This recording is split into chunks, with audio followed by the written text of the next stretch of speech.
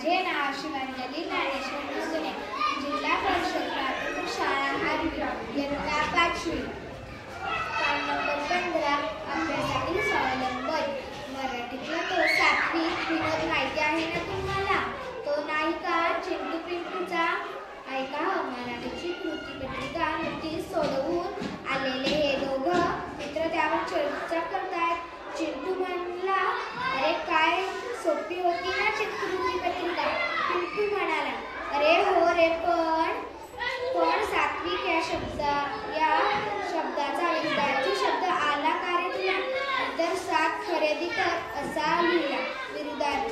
चिंटू असा होय, त्याचा विरुद्धार्थ मी तर बुवा सात स्ट्रॉंग असा लिहिला. काही विचारतात नाही. मराठीच्या पेपरात इतर भाषांमधलं खरं सांगू तुम्हाला, या विनोदाने गुगलीच टाकली, पटकन कळालंच नाही तो. पण सात्विक या शब्दाची फोड 7+वी किंवा 7+वी अशी लक्षात आली आणि मग त्यातली गंमत कळली. शब्दांकडे त्यांची ऐशी फोड करून तुम्ही कधी पाहिलंय? असे भाषिक विनोद करण्याचा कधी प्रयत्न केलाय तुम्ही? मुलांना असं म्हटल्यावर कोणीतरी प्रार्थना आणि हात खर्च यावर विनोद रचला होता. तुम्हाला असे विनोद रचता येतील? भाषेचा अभ्यास करताना हे लेखाचं शीर्षक नक्की झालं.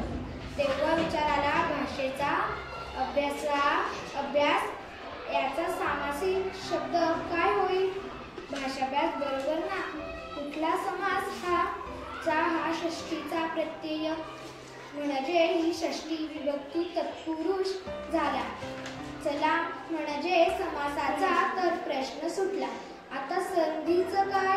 भाषाभ्यास अभ्यास अशी फोड केली तर भाषाभ्यास असा शब्द का तयार होतो?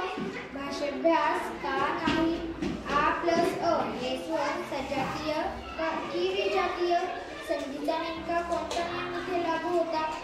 भाषेचा अभ्यास करताना किंवा न करताना सुद्धा असे काही प्रश्न पडतात तुम्हाला.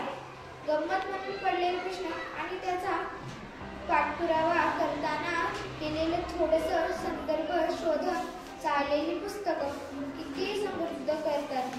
आपल्याला एक संदर्भ बघताना इतर कितीतरी नवीन शब्द कळत जातात आपल्याला. तुमचा काय अनुभव आहे? 4-5 वर्षांपूर्वीची गोष्ट वर्गात गंमतच झाली.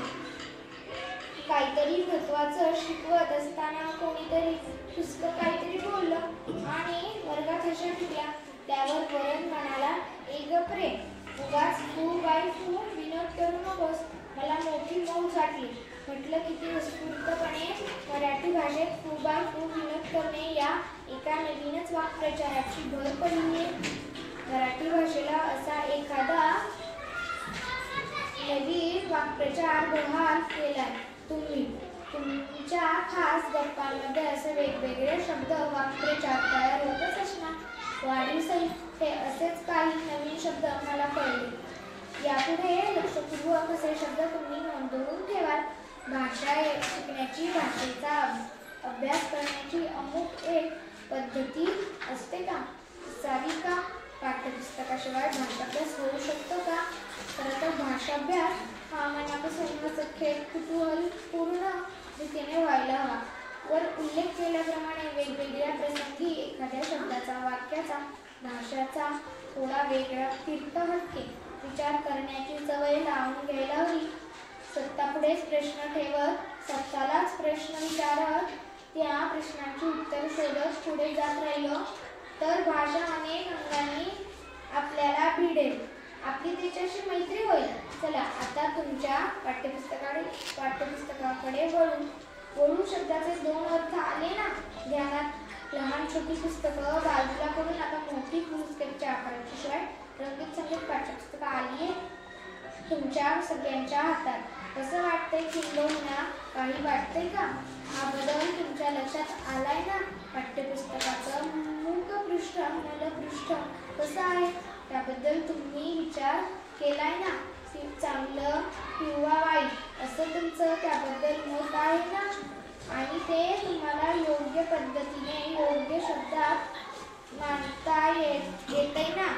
का नुसतंच छानीय किंवा भंगार असे म्हणून तुम्ही तुमची सुटका करून घेता? भाषेचं जर काही छानीय का आणि भंगार तर का हे सांगता आणि लेखी मांडताही आलं पाहिजे. दोस्तहो, याला तर अभिव्यक्त होणं म्हणतात ना, जे भाषेचं अगदी महत्त्वाचं कार्य मानलं जातं. स्वतःचं मत नसणं हे भाषेला मंजूरच नाही मुळी. त्यामुळे ज्याला भाषाही कळते त्याला स्वतःचं मत असतंच. आणि जेव्हा आपल्याला आपलं मत असतं तेव्हा आपल्यात विचार करण्याची क्षमता असते आणि स्वानुभवाच्या आधारे माहितीचं विश्लेषण करण्याची क्षमताही असते. हे येतंय का लक्षात? तुमच्या मुखपृष्ठाबद्दल 1-2 मुद्द्यांच्या आधारे आपलं मत मांडून बघा. म्हणजे मी काय म्हणते तुमच्या लक्षात येईल. छात्र प्रबोधनाच्या अंकाच्या मुखपृष्ठाबद्दल असंच नेमकं ठोस नाही म्हणता येईल. जसं मुखपृष्ठाबद्दल तसं एखाद्या चित्रपटाबद्दल किंवा पुस्तकाबद्दलही अजून एक महत्त्वाचं तुम्हाला माहिती आहे. भाषेत व्याकरणाचा अपवाद वगळता चूक असं काही असूच शकत नाही. त्यामुळे तुमचं मत तर हे बरोबरच असणार आहे. कवितेच्या एखाद्या ओळीचा तुम्हाला कळलेला अर्थ इतर कोणीही पेक्षा वेगळाच असू शकतो. समर्थाच्या प्रश्नात वर्गातल्या प्रत्येकाचं मत थोडंफार सारखं असलं तरी ते मांडण्यासाठीचे शब्द वाक्यरचना मांडणी यामुळे प्रत्येकाचं उत्तर वेगळंच असणार आहे. त्यामुळे वर्गात कोण काय म्हणेल यापेक्षा मला जे वाटतंय त्याच्याशी प्रामाणिक राहणं आणि ते योग्य शब्दात व्यक्त करता येणं महत्त्वाचं. त्यामुळे न बिचकता कोण चेष्टा करेल तिकडे लक्ष न देता वर्गात प्रतिसादी व्हायला हवं. मला वर्गात बोलायचंय म्हटल्यावर आपसुकच शिक्षकांच्या बोलण्याकडे वर्गातल्या चर्चेत आपल्या एकाग्रता वाढायला मदत होते. विचार व्यक्त करण्याचं, विचाराचं आदान प्रदान करण्याचंही महत्त्वाचं कार्य भाषा करते. त्यामुळेच तुम्ही जो विचार करता, जे मुद्दे मांडायचे ठरवता ते समोरच्या समजले तर पाहिजेत. नाहीतर 3 इडियट चित्रपटाबद्दल या मशीनबद्दल बोलणाऱ्या त्या मास्तरांसारखी अवस्था होऊन जाते. लेकीनं कहना क्या चाहते हो असं म्हणावंसं वाटते. 4 चौघात सफाईदारपणे नेमकं बोलण्यासाठीचा आत्मविश्वास भाषाचं आपल्याला देत असते. सुरुवातीला कदाचित अवघड वाटेल, पण नंतर सरावानं असं बोलणं जमू शकेल. नवीन पाठ्यपुस्तक त्यांचा कोरावास ती अधाशीसारखी वाचणं यातील मौज कधी अनुभवली? तुम्ही क्रमांका पाहून कोण लेखक ओळखीचे आहेत, कोण अनोळखी याची वर्गवारी करून मित्रमैत्रिणींमध्ये कधी चर्चा केली तुम्ही? ओळखीच्या लेखकाचं काय साहित्य वाचलंय किंवा आधीच्या इयत्तांमध्ये कोणता पाठ कविता होती, तो घटक आवडला होता नाही यावर चर्चा कधी रंगल्या का तुमच्या? आठवा बरं जरा. पुस्तकातल्या धड्याचं सातत्यानं वाचन करायला हवं. कविताचं वाचन, त्यातल्या प्रत्येक ओळीचा अर्थ आपल्याला कळतोय ना? त्या ओळीतील अर्थसौंदर्य आपण निवडून दाखवू शकतो ना, याकडे लक्ष द्यायला हवं. कुठल्याही ओळीतल्या प्रत्येक शब्दाची जात, प्रकार आणि सांगू शकते ना, हे तपासायला हवं. पाठ्यपुस्तक कधी मागच्या बाजूने वाचायला सुरुवात केली आहे तुम्ही?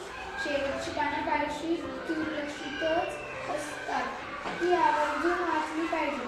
शेवटच्या काही पानात तुम्ही वाचावी अशा काही पुस्तकांची यादी दिलेली असते. कितीही म्हटलं तरी ती यादी प्रातिनिधिक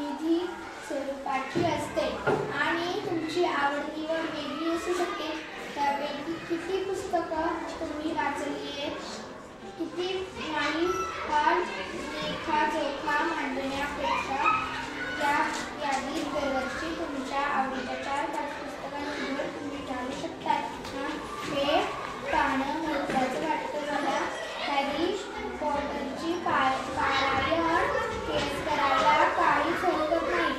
त्याची अद्भुत दुनिया आपल्याला भुरळ घालणारच. ते पण त्याच्याबरोबर फास्ट सैनिक, काळा पहाड आपल्या ओळखीचे आहेत ना.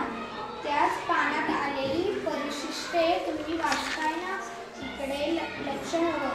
लेखनाविषयक नियम वारंवार बघण्याबरोबरच काही अपवादही शोधायला हवेत. काही शब्द अडमुठे असतातच मुळीच. कुठल्याच नियमांच्या चौकटीत त्यांना बसायला आवडत नाही. अशा शब्दांवर लक्ष ठेवून असलेलंच बरं. आपणच आपल्याला आव्हान देत ते स्वीकारत स्वअध्ययनाची कास धरत पुढे जात राहिलं तर आपला एकंदरीतच मराठी भाषेचा अभ्यास होत जाईल. याचा फायदा इतर विषय समजून घेणं आणि ते नेमकेपणाने मांडणं यासाठी तुम्हाला निश्चितपणे होऊ शकतो. धन्यवाद.